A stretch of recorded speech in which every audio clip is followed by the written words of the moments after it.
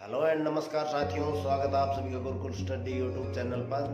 मैं हूं ओमवीर और आज हम ऐसे टॉपिक के ऊपर चर्चा करेंगे जिससे हम ये पता लगा सकें कि भारत के इतिहास को कैसे जाना या समझा जा सकता है। जी हाँ, ऐसे ही अमेजिंग और बहुत ही कंपटीशन के लिहाज से बहुत ही महत्वपूर्ण टॉपिक्स हम लाते रहेंगे और आशा करते हैं आज आप हमारे साथ ऐसे ही जुड़े रहेंगे। और प्लीज़ यार जल्दी से चैनल को सब्सक्राइब करें और अगर वीडियो अच्छी लगे तो वीडियो को लाइक भी कर देना। तो चलिए वीडियो स्टार्ट करते हैं। उत्तर में हिमालय से लेकर दक्षिण में समुद्र तक फैला यह उपमहाद्वीप भारतवर्ष के नाम से ज्ञात है, जिसे महाकाव्य तथा पुराणों में भारतवर्ष अर्थात भारत का देश तथा यहाँ के निवासियों को भारतीय अर्थात भारत की संतान कहा गया है।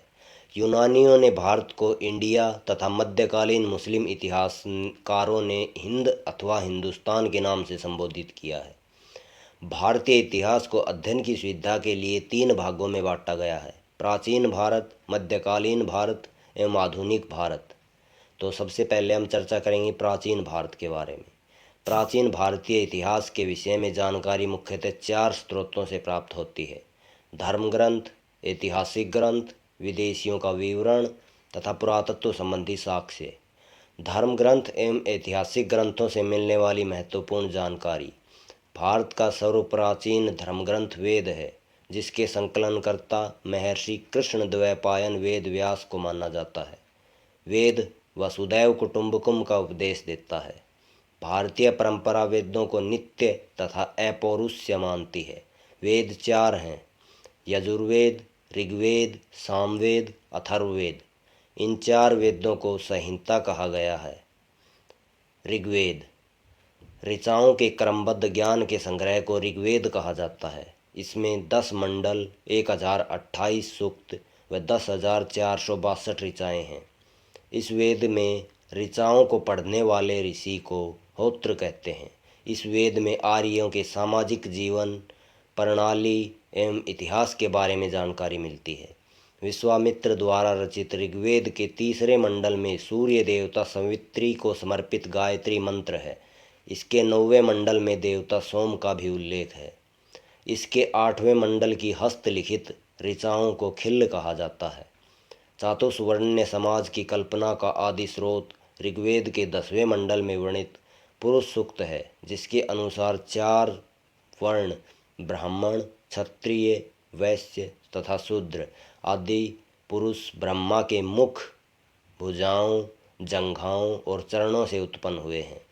यहाँ हम आपको याद दिला दें कि धर्मसूत्र 4 प्रमुख जातियों की विशिष्ट स्थितियों, दायित्वों, कर्तव्यों तथा विशेषाधिकारों को स्पष्ट विभेद करता है।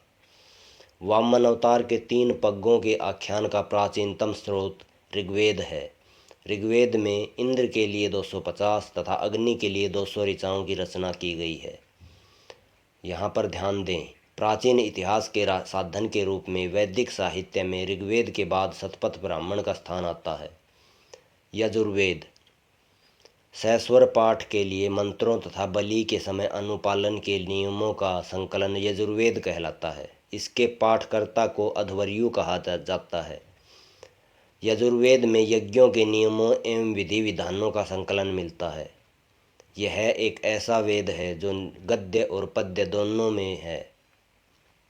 सामवेद साम का शाब्दिक अर्थ है गान। इस वेद में मुख्यतः यज्ञों के अवसर पर गाई जाने वाली ऋचाओं का संकलन है। इसके पाठकर्ता को उद्रात कहते हैं। इसे भारतीय संगीत का जनक भी कहा जाता है। यजुर्वेद तथा सामवेद में किसी भी विशिष्ट ऐतिहासिक घटना का वर्णन नहीं मिलता है। अथर्ववेद अथर्वा ऋषि द्वारा रचित इस वेद में लगभग 731 मंत्र तथा लगभग 6,000 पद हैं। इसके कुछ मंत्र ऋग्वैदिक मंत्रों से भी प्राचीनतर हैं। अथर्ववेद कन्याओं के जन्म की निंदा करता है। ऐतिहासिक दृष्टि से अथर्ववेद का महत्व इस बात में है कि इसमें सामान्य मनुष्य के विचारों तथा अंधविश्वासों का विवरण मिलता है। पृथ्वी सूक्त अथर्ववेद का प्रतिनिधि सूक्त माना जाता है। इसमें मानव जीवन के सभी पक्षों, गृह निर्माण, कृषि की उन्नति, व्यापारिक मार्गों का गहन, रोग निवारण, समन्वय, विवाह तथा प्रणय गीतों, राजभक्ति, राजा का चुनाव, बहुत से वनस्पतियों एवं औषधियों, शाप, वशीकरण, प्रायश्चित, मातृभूमि, महामात्य आदि का विवरण दिया गया है। कुछ मंत्रों में जादू टोनों का भी वर्णन है। अथर्ववेद में परीक्षित को कुरुओं का राजा कहा गया है। कुरु देश की समृद्धि का अच्छा चित्रण मिलता है। इसमें सभा एवं समिति को प्रजापति की 2 बेटियों के या पुत्रियों के समान कहा गया है। ध्यान दें, सबसे प्राचीन वेद ऋग्वेद एवं सबसे बाद का वेद अथर्ववेद है। वेदों को भली भांति समझने के लिए 6 वेदांगों की रचना हुई है। ये हैं शिक्षा, ज्योतिष, कल्प, व्याकरण, निरुक्त, छंद। भारतीय ऐतिहासिक घटनाओं का सबसे अच्छा क्रमबद्ध विवरण पुराणों में मिलता है। इसके रचयिता लोमहर्ष और उनके पुत्र उग्र सर्वा माने जाते हैं। इनकी संख्या 18 है। इनमें से केवल 5 मत्स्य, वायु, विष्णु, ब्राह्मण एवं भागवत में ही राजाओं की वंशावलियाँ मिलती है। पुराणों में मत्स्य पुराण सबसे प्रामाणिक और सबसे प्रचलित प्राचीन पुराण है। विष्णु पुराण में मौर्य वंश से संबंधित राजाओं का उल्लेख है। मत्स्य पुराण आंध्र सातवाहन वंश के राजाओं का और वायु पुराण गुप्त वंश के राजाओं के बारे में जानकारी प्रदान करता है। अधिकतर पुराण सरल संस्कृत श्लोकों में लिखे गए हैं। ऋषियों तथा शूद्र जिन्हें वेद पढ़ने की अनुमति नहीं थी, या ऋषियों की बजाय हम ये कह लें कि स्त्रियां तथा शूद्र जिन्हें वेद पढ़ने की अनुमति नहीं थी, वे भी पुराण सुन सकते थे। पुराणों का पाठ पुजारी मंदिरों में किया करते थे। स्त्रियों की सबसे गिरी हुई स्थिति मैत्रेयी संहिता से प्राप्त होती है, जिसमें जुआ और शराब की भांति स्त्रियों को पुरुष का तीसरा दोष बताया गया है। शतपथ ब्राह्मण में स्त्री को पुरुष का अर्धांगिनी कहा गया है। स्मृतियों में सबसे प्राचीन एवं प्रामाणिक मनुस्मृति मानी जाती है। यह शुंग काल का मानक ग्रंथ है। नारद स्मृति गुप्त युग के विषय में जानकारी प्रदान करता है। जातक में बौद्ध की या बुद्ध की पुनर्जन्म की कहानियां वर्णित है। हीनयान का प्रमुख ग्रंथ कथावस्तु है, जिसमें महात्मा बुद्ध का जीवन चरित्र अनेक कथानकों के साथ वर्णित है। जैन साहित्य को आगम कहा जाता है। जैन धर्म का प्रारंभिक इतिहास कल्पसूत्र से ज्ञात होता है। जैन ग्रंथ भगवती सूत्र में महावीर के जीवन कृत्यों तथा अन्य समकालिकों के साथ उनके संबंधों का विवरण मिलता है।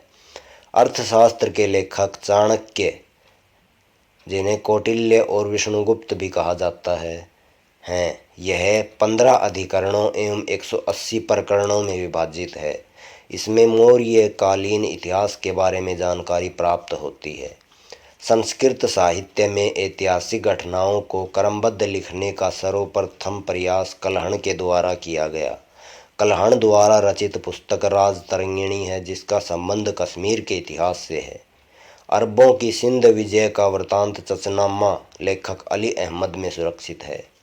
अष्टाध्यायी संस्कृत भाषा व्याकरण की प्रथम पुस्तक के लेखक पाणिनि है।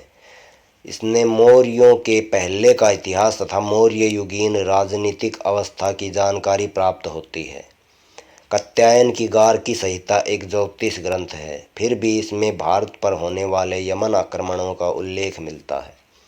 पुष्यमित्र या पतंजलि पुष्यमित्र शुंग के पुरोहित थे। इनके महाभाष्य में शुंगों के इतिहास का पता चलता है। विदेशी यात्रियों से मिलने वाली प्रमुख जानकारियाँ। यूनानी रोमन लेखक टेसियस, यह ईरान का राजवैद्य था।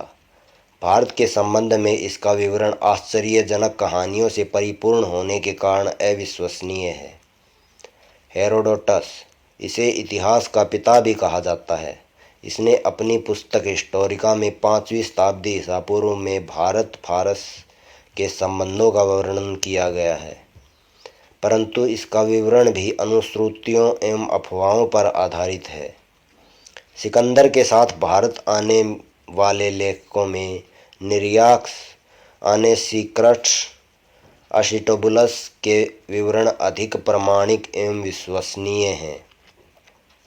मेगास्थनीज, यह सेल्यूकस निकेटर का राजदूत था जो चंद्रगुप्त मौर्य के दरबार में आया था।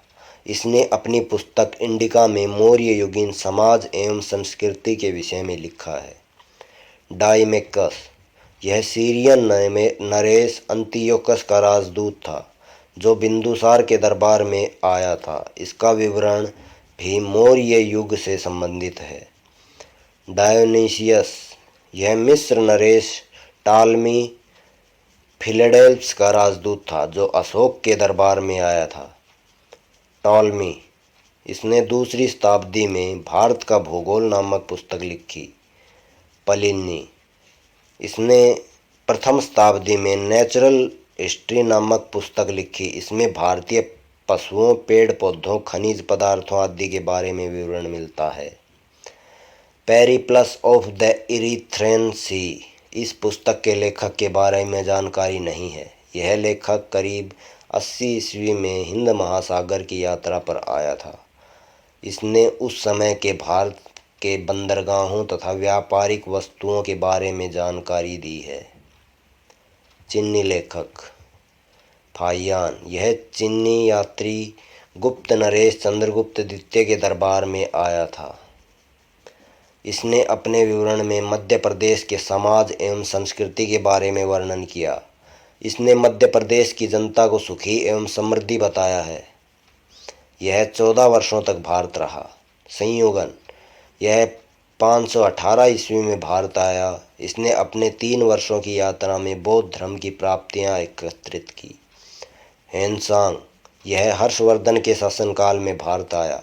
हेनसांग 629 ईस्वी में चीन से भारतवर्ष के लिए प्रस्थान किया और लगभग 1 वर्ष की यात्रा के बाद सर्वप्रथम वह भारतीय राज्य कपिसा पहुंचा।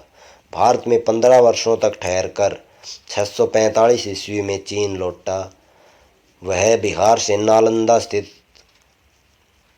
नालंदा विश्वविद्यालय में अध्ययन करने तथा भारत में बौद्ध ग्रंथों को एकत्रित करने के लिए आया था। उसका भ्रमण वृत्तांत सीयूकी नाम से प्रसिद्ध है जिसमें 138 देशों का विवरण मिलता है। इसने हर्षकालीन समाज तथा धर्म राजनीति के बारे में वर्णन किया है। इसके अनुसार सिंध का राजा शूद्र था। हेनसांग ने बुद्ध की प्रतिमा के साथ साथ सूर्य और शिव की प्रतिमाओं का भी पूजन किया था।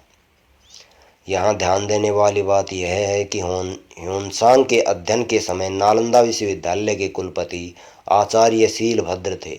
यह विश्वविद्यालय बौद्ध दर्शन के लिए प्रसिद्ध था। इत्सिंग, यह 7वीं शताब्दी के अंत में भारत आया। इसने अपने विवरण में नालंदा विश्वविद्यालय, विक्रमशिला विश्वविद्यालय तथा अपने समय के भारत का वर्णन किया है।